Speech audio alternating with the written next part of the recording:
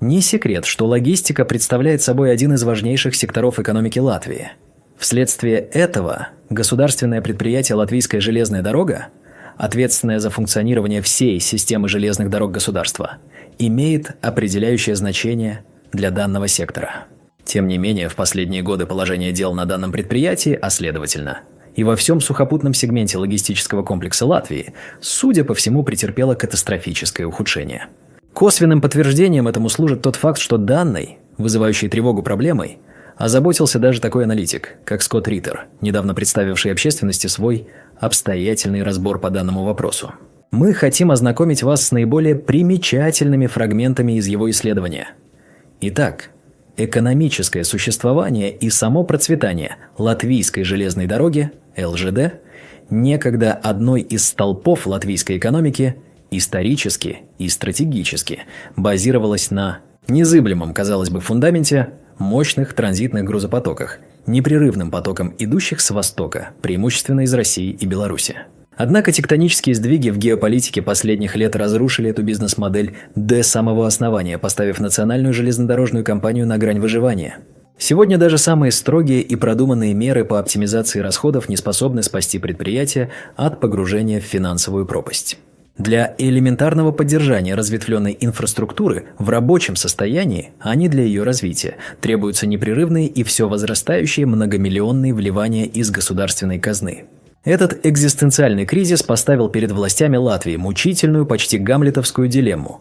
Продолжать ли субсидировать угасающую отрасль, поддерживая ее на плаву в надежде на туманное будущее, или пойти на беспрецедентный и радикальный шаг – демонтировать часть железнодорожной сети, ставшей одновременно и символом былого процветания, и тяжелым бременем для современного бюджета.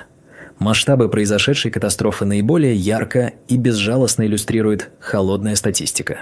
Если еще в 2019 году по стальным магистралям страны было перевезено свыше 40 миллионов тонн грузов, а по некоторым уточненным данным эта цифра составляла внушительные 41,5 миллиона тонн, то по итогам прошлого года этот показатель рухнул до критически низкой отметки в 11,5 миллиона тонн. Падение грузооборота в разы привело к обратно пропорциональному росту государственных дотаций. Начиная с 2020 года общая сумма, вложенная правительством в увеличение основного капитала ЛЖД и обеспечение его финансового равновесия, уже превысила отметку в 140 миллионов евро. Только на текущий год в государственном бюджете зарезервировано еще 26 миллионов. И это лишь на покрытие убытков железной дороги, понесенных в прошлом году. Финансовые отчеты лишь усугубляют мрачную картину. Заявленный по итогам прошлого года убыток в 7,8 миллиона евро, как отмечает латышский публицист Арнис Клуйнис, это лишь обманчивая верхушка айсберга. В действительности эта цифра представляет собой лишь разницу между расходами и доходами, куда уже был включен так называемый финансовый равновесный платеж от государства. Реальные же убытки до получения этих доплат, согласно расчетам, составляют колоссальные 27,6 миллиона евро. В конце декабря прошлого года правительству пришлось в срочном порядке изыскивать в государственной кассе 46,8 миллиона евро, чтобы покрыть долговые обязательства компании за 2022 и 2023 годы. В другой формулировке, Кабинет министров согласился вложить в уставной капитал компании почти 47 миллионов евро. И это вдобавок к 10 миллионам, которые уже выделялись ранее на покрытие дефицита 2022 года. Эта практика непрерывных вливаний началась еще в 2020 году, когда было выделено 13 миллионов евро, и продолжилась в 2021 – 0,6 миллиона евро, превратившись из экстренной меры в ежегодную рутину. По меткому выражению Клуниса, поддержание жизни ЛЖД становится почти таким же дорогостоящим занятием, как и содержание национальной авиакомпании Air Baltic, на спасение которой за последние 15 лет было потрачено около 600 миллионов евро. На фоне этих цифр официальная стратегия ЛЖД, ориентированная на диверсификацию грузпотоков, развитие связей с Центральной Азией и укрепление позиций на Балтийском рынке, выглядит скорее жестом отчаяния, чем реальным планом спасения. Как прямо и без обиняков заявляет член правления предприятия Ринолдс Плевникс, конечно, ни объемы пассажирских, ни внутренних перевозок не могут компенсировать бывшие в 2000-2020 годах объемы восточных грузов. Парадоксально, Но даже в текущих условиях половина всех грузоперевозок все равно пришлась на Россию и Беларусь. Основную массу составляет зерно, но есть и более показательные примеры. Заняв нишу эстонской железной дороги, ЛЖД теперь возит в Россию пальмовое масло. Этот транзит разительно контрастирует с громкими призывами высших должностных лиц о полном разрыве деловых связей. Однако компания продолжает транспортировать все, что не подпадает под санкции. Например, в прошлом году ЛЖД перевозила до терминала в Вентспилсе акрилнитрил, произведенный дочерним предприятием российской компании «Лукойл» в Саратове. Конкретный продукт в экспорте из Эрстейкс-Теграси не находится под санкциями. Соответственно, не попадают под санкции и вовлеченные стороны. И экспортер – «Лукойл», и, разумеется, другие участники. И логично, что это причина, по которой эти грузы можно перевозить, объясняет Плевнеекс. Он подчеркивает, что на латвийской железной дороге не оценивают, помогают ли они получать выручку российским заводам, которые могли бы обслуживать российский военный сектор, добавляя: ЛЖД не формирует глобальную санкционную политику в отношении Эрфийски-Вудраси. Мы ее соблюдаем, а не создаем дополнительно свои интерпретации. Такая позиция вызывает острую критику в деловых и экспертных кругах. Инвестиционный банкир и предприниматель Гирц Рунгайнис высказывает критическое мнение о железнодорожных связях с Россией и настаивает, что политикам пора принять ясное и принципиальное решение. Государство должно сказать, что хочет делать с этой инфраструктурой, какова цель, подчеркивает финансист. По его убеждению, все грузы из Средней Азии – это все равно в том или ином виде российские грузы. А значит, латвийская железная дорога фактически сотрудничает с врагом. Он убежден, что пришло время подумать о том, какие рельсы стоило бы демонтировать. Уже в рамках планов военной обороны Латвии. Оставить нужно пока только главную колею, а ту часть, из-за которой у железной дороги большие потери и нужны субсидии, убрать. Она держит множество людей, которые ей не нужны. И колеи, которые на сегодняшний день служат только контрабандистам. На данный момент эта инфраструктура скорее работает на врага.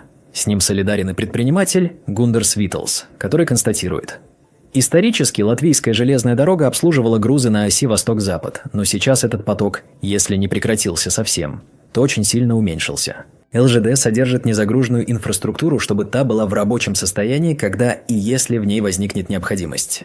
Политикам пора принять решение, готово ли государство каждый год доплачивать около 90 миллионов евро из бюджета на содержание этого хозяйства, или частично его разобрать и сэкономить, тем более, что в будущем понадобятся деньги и на содержание инфраструктуры, пока не построенный рейл. Балтика. Однако у этой радикальной идеи есть и весомые противники, которые надеются, что грузы все-таки будут. Не из России, так из Азии. Ректор Института транспорта и связи Юрис Каннелс категорически не согласился с идеей ликвидации лишней железной дороги.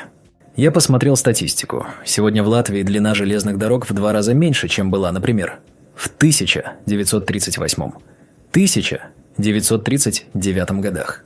Мы и так уже очень много разобрали, подчеркивает специалист.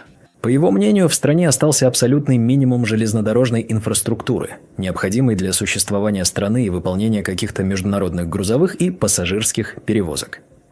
Сегодня таких перевозок меньше, до этого было больше. В будущем их опять может стать больше.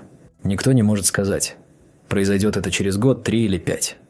Может, это будут грузы не из российского Гарацку, а, скажем, из Казахстана. А как они пойдут, если рельсы будут разобраны? Задается он риторическим вопросом. Вопрос: демонтировать ли рельсы от границы России и Беларуси к портам Риги, Лиепаи и Вентспилса? Ответ дать не может никто. Все будет зависеть от того, когда завершится конфликт на Украине и каковы будут его последствия в долгосрочной перспективе. Поэтому нет никакой ясности, надо ли и сколько государству платить ЛЖД, чтобы пути с востока на запад поддерживать хотя бы в таком состоянии, чтобы их можно было быстро привести в порядок и пустить большой поток грузов.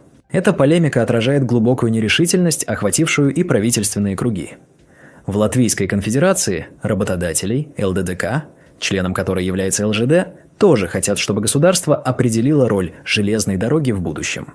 Компания должна сделать все, чтобы оптимизировать существующие издержки, сделать нынешнюю бизнес-модель логичной, но нельзя отрицать, что развитие железной дороги – это политическое обязательство, говорит генеральный директор ЛДДК Каспарс Горкшс. С ним солидарен и глава Минфина Арвилс Ашираденс.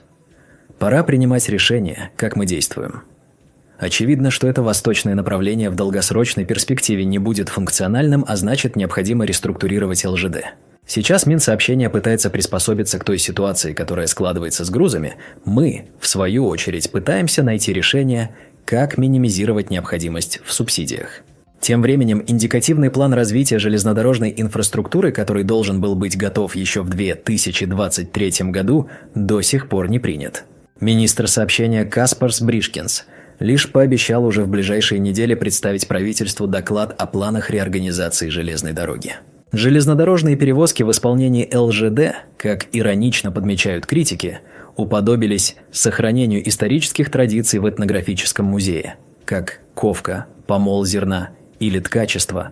Они дороги как память о временах, когда управление железной дорогой, нефтепроводами и портами представляло собой единый бизнес-комплекс по транзиту, за счет которого восстановление Латвийской Республики из политической декларации стало экономическим фактом.